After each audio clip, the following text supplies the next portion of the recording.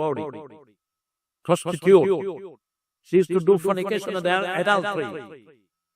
নীতি মতো জিনা করত, ব্যভিচার করত।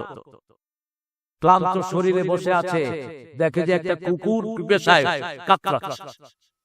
She didn't have anything to dig out the water from the cave. কূপ থেকে পানি উঠানোর জন্য তার কাছে কিছুই নাই। এরকম ওড়না ছিল, ওড়নার সাথে পচা জুতা বেঁধে কূপের ভিতরে ছেড়ে দিয়েছে।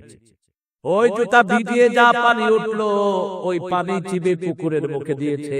কুকুর শুকরিয়া আদায় করছে, কুকুর লেজ লেড়ে তাকে শুকরিয়া জানাচ্ছে। মহিলার হৃদয়ে পরিবর্তন আসলো। আহারে, ময়লা পানি খেয়ে আল্লাহর একটা সৃষ্টি এমন শুকরিয়া আদায় করছে, আর আমি আল্লাহর সর্বশ্রেষ্ঠ সৃষ্টি হয়ে আল্লাহর হুকুম অমান্য করছি। তওবা করে জান্নাতি হয়ে গেছে। আরো আসতে বলেন সুবহানাল্লাহ। একটা কুকুর 5টা প্রাণীর উপর রহম করবেন, সুলাইমান আলাইহিস সালামের পরামর্শ। কয়টা প্রাণী? 5টা। এক কবুতর। এক কি? কবুতর। সব চিঠিপত্র আগে আদান প্রদান হতো কি দিয়ে? কবুতর। কবুতরে এত উপরে উঠে যেখানে কোনো পাখি উঠতে পারে না। 2 নম্বর হলো পিঁপড়া। 2 নম্বর কি? পিঁপড়া। পিঁপড়ার নামে কোরআন শরীফের সূরা আছে না নাই? কখনো আন্দাজে পিঁপড়া মারবেন না। যদি আপনারে কামড় দেয়, আপনিও কামড় দেন। কথা বুঝেন তো? আপনারে ধরছে কামে, আপনি কি করবেন? তুই আমারে কামড় দিছিস, আমিও তোরে কামড়। কিন্তু আপনারা যদি না মারে, আপনি তাকে মারবেন না। পিঁপড়ারা দলবদ্ধভাবে থাকে, পিঁপড়াদের লিডার আছে, পিঁপড়াদের কিংশিপ আছে। 3 নম্বর চড়ুই পাখি। সুলাইমান আলাইহিস সালাম বলেন আল্লাহর সবচেয়ে বেশি জিকির করে কোন পাখি? কথা বল না কেন? উঠার পর থেকে কিসমিস আছে না? চড়ুই পাখি কখনো খাওয়া জমা করে রাখে না, কিন্তু আমরা কি করি? 2040 সাল পর্যন্ত খাওয়া জমা করছি। ঠিক না? ঠিক। 2 লক্ষ কোটি টাকা মানুষের খায়া ফেলাইছে। 28 লক্ষ কোটি টাকা দেশ থেকে সরিয়ে নেওয়া হয়েছে। তবে এখন যিনি আছেন, উনি যে কি করতেছেন, উনি সরে গেলে টের পাওয়া যাবে। বাংলাদেশ হলো গরিবের মাছের পুকুর। গরিবের মাছের পুকুর। যে পায় সেই কি মারে? জাল মারে। জাল মারলে তো মাছ উঠে। 3 নম্বর কোন পাখির কথা বললাম? 4 নম্বর বিড়াল। 4 নম্বর কি? রাসূলের একটা বিড়াল ছিল, নাম বলেন তো? নবীর কও। আয় হা, মাইজা। কি নাম? মাইজা।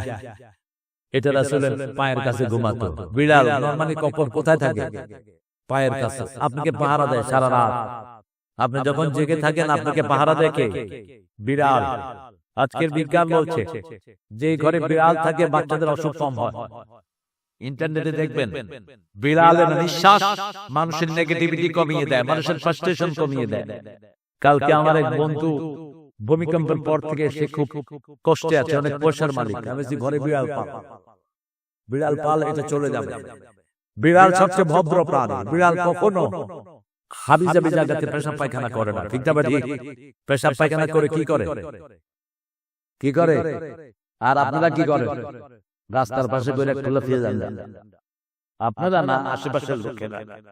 রাসূল বলেছে যারা রাস্তার পাশে এরকম খোলা পেশাব করে, এদের উপরে লানত। যারা গাছের ছায়ায় পেশাব করে, এদের উপরে লানত। গাছের পানি ঘাটে যারা পেশাব করে, এদের উপর কি? খবরদার, মানুষের কষ্ট এরকম কোন কাজ করা যাবে না। রাসূল বলছেন কোন গর্তে পেশাব করবা না, রাস্তার পাশে পেশাব করবা না, যদি করো তাড়িয়ে নাও। এরকম 3টা তালি বাঁধা। কয়টা? 3টা। জিন থাকলে চলে যাবে। একজন সাহাবী এক গর্তে পেশাব করেছেন, মিশকাতে এসেছে হাদিসটি, জিনেরা তার গলা টিপে তাকে মেরে ফেলেছে।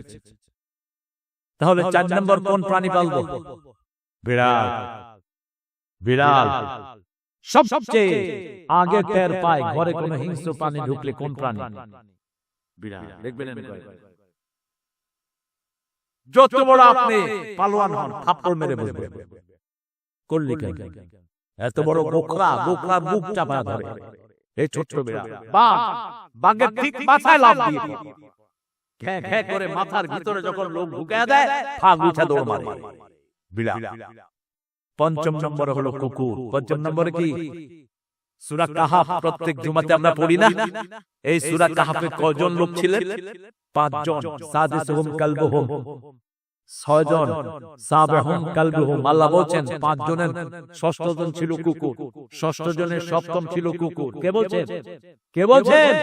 আল্লাহ বলছেন কুকুরের বৈশিষ্ট্য, পৃথিবীতে সবচেয়ে সেনসিটিভ প্রাণী হলো কুকুর। 10 মাইল দূর থেকে ঘ্রাণ পায়। কয় মাইল? 10 মাইল দূর থেকে। এজন্য পৃথিবীর যত ডিটেকটিভ কেসগুলো সবগুলোতে কি রাখে? রাসূল বলছেন কুকুরকে কখনো ঘরে আনবা না, 1 কেরাত সওয়াব কমে যাবে। জানাজার নামাজ যে পড়ায় 1 কেরাত সওয়াব পাবে, যে পড়ে বৌদা দোয়ায় 1 কেরাত সওয়াব পাবে, দাফন করে 1 কেরাত সওয়াব পাবে। সাহাবায়ে কেরাম বললেন মা হুয়াল কেরাত? রাসূল বললেন জাবালাতাইনে আযীমাতাই, দুটি বিশাল পাহাড় পরিমাণ সওয়াব তার আমলনামায় দিয়ে দিবেন কে? আর যারা কুত্তাকে ঘরে ঢুকায় তাদের 1 কেরাত সওয়াব কমিয়ে দিবেন কে? কুত্তারে চুমো দিবেন না কখনো। কুত্তার লালা হলো বিষাক্ত, আর বিলাই লালা হলো মিষ্টি। বিলাই মুখ দিয়েছে খাওয়াতে, সেই খাওয়া খেয়েছেন মা আয়েশা রাদিয়াল্লাহু। কথা কোন? কষ্ট হচ্ছে আপনাদের? আমরা হুকুম মানবো কার? আল্লাহর হুকুম মানবো। আল্লাহ বলছেন ওয়াকাদা রাব্বুকা আল্লা তা'বুদু ইল্লা, ইবাদত করবা। আমার ইবাদত কাকে বলে? কখন থেকে কখন ইবাদত? সূরা হিজরের 99 মানে শেষ আয়াত, উ'বুদ রাব্বাকা হাত্তা ইয়াতিয়াকাল ইয়াকিন। মৃত্যু আসার আগ পর্যন্ত ইবাদত করতে হবে কার? উ'বুদুল্লাহা মাসতাতা'তুম, সাধ্যমতো ইবাদত করো। খুব আসছে আপনার তারাবি পড়তে গেছেন, শুধু ঘুম আসছে, এখন কি করবেন বলেন? এখন ঘুমালেও ঘুমটা সওয়াব হয়ে যাবে। রাসূল বলছেন যারা এশার নামাজ জামাতে পড়ে, এশার পরে জামাতে পড়ে শুয়ে পড়লেন ফজর পর্যন্ত, অর্ধেক রাত এশা পড়ার সওয়াব আমলনামায় উঠতে থাকবে। যদি ফজর জামাতে পড়েন পুরা রাত কি হয়ে যাবে? নামাজ হয়ে যাবে। এখন নামাজে দাঁড়ালেন, নফল নামাজ তারাবি। আপনার মা ডাকতেছে, আপনি কোনটা শুনবেন বলেন? নামাজ। কার ডাক? আরো জোরে। মায়ের ডাক আল্লাহর পরেই ফরজ, ঠিক না ঠিক? ফরজ নামাজে কার কথা শুনতে হবে? কিন্তু যদি নফল পড়েন আপনি মায়ের ডাক শুনবেন। জুরাইজের হাদিস বুখারীতে এসেছে, 3 জনের কাছে মায়ের কোলে শিশু কথা বলেছে। কয়জনের কাছে? 3 জনের কাছে। প্রথম কথা বলেছে ঈসা আলাইহিস সালাম, দ্বিতীয় কথা বলেছে ইউসুফ আলাইহিস সালামের চরিত্র নিয়ে। ইউসুফ আলাইহিস সালামের চরিত্র নিয়ে একটা ছোট ছেলে সাক্ষ্য দিয়েছে। তৃতীয় হলো জুরাইজ।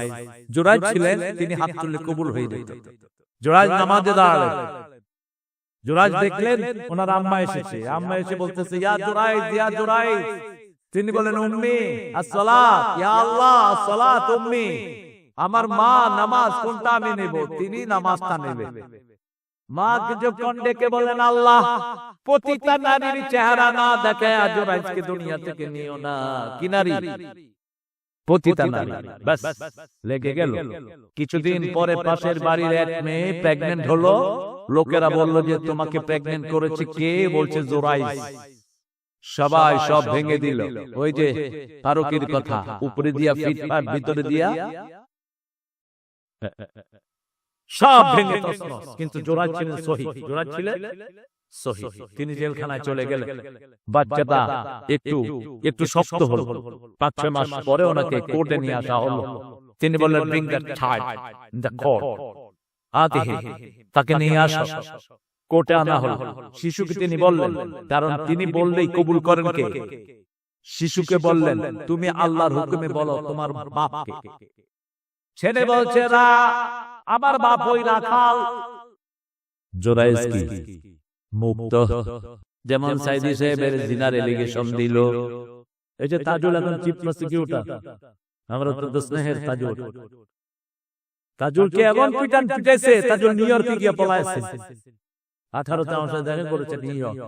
এই তাজুল বলল একটা মেয়েকে আনা হলো, সাইদি সাহেব নাকি ওর সাথে জিনা করছে।